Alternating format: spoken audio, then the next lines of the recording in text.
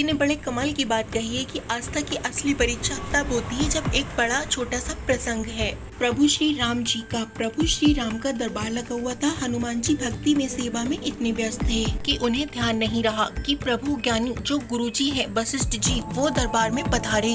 उन्होंने सम्मान नहीं किया गुरु वशिष्ठ जी का और इस बात से गुरु वशिष्ठ जी क्रोधित हो गए और वे प्रभु श्री राम के पास गए और जाकर के कहने लगे कि राम आपको दंड देना होगा जिसने मेरा अपमान किया है। राम जी कहने लगे कि बताइए किसको दंड देना होगा। गुरु वशिष्ठ जी ने कहा कि अगर मैं नाम बता दूंगा तो तुम उसे दंड नहीं दोगे, तुम स्वयं को दंड दे लोगे। राम जी ने कहा नहीं आप बताइए। गुरु जी ने क्रोध में उन्होंने कहा कि राम तुम्हें उन्हें अमोघ बाण से ही दंड देना होगा जिससे अपराधी के बारे में बात हो रही है। राम जी ने कहा आप बताइए ना कौन है अपराधी। जब गुरु वशिष्ठ जी को लगा कि अब तो राम जी तैयार हो गए दंड देने के लिए तो उन्होंने कहा कि उस अपराधी का नाम हनुमान जी है जिसने मेरा सम्मान नहीं किया। प्रभु श्री राम ने गुरु जी को कह दिया था, गुरु जी की आज्ञा थी तो उन्होंने माना। उन्होंने कहा कि ठीक कल संध्या सरयू के तट पर हनुमान को मैं अमोघ बाण से दंड दूंगा।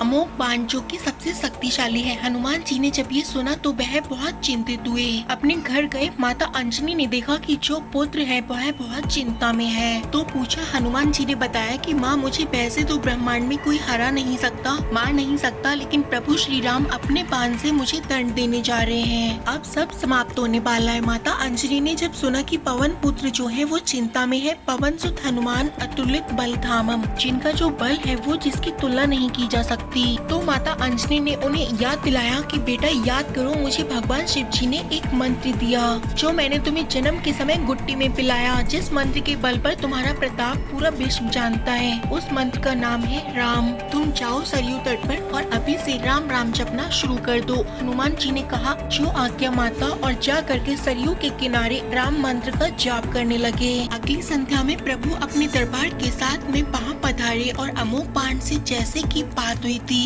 गुरु जी का आदेश था वो आज्ञा मानने के लिए अमोघ बाण चलाया, लेकिन हनुमान जी पर उसका कोई असर नहीं हुआ। गुरु वशिष्ठ जी को लगा कि शायद राम जी जो है वो दंड सही से नहीं दे रहे हैं। उन्होंने कहा आप क्या कर रहे हैं, आपकी शक्ति जो है इस्तेमाल नहीं आ पा रही है, प्रयोग नहीं हो पा रही है, उसका असर नहीं दिख रहा। तो राम जी ने कहा कि हनुमान जी एक मंत्र का जाप कर रहे हैं और उसी की वजह से अमोघ बाण भी असर नहीं दिखा रहा। गुरु वशिष्ठ जी ने पूछा मंत्र क्या है, तो राम जी ने कहा वह राम राम जप रहे हैं। गुरु वशिष्ठ जी ने प्रणाम किया और कहा कि दरबार छोड़कर नगर छोड़कर आश्रम में जा रहा हूँ, मैं भी राम राम ही जप करूँगा। ये कहानी हमें सिखाती है कि समस्या चाहे कितना भी बड़ा हो लेकिन जो ऊपर वाले की शरण में हो तो उसे कुछ नहीं होगा।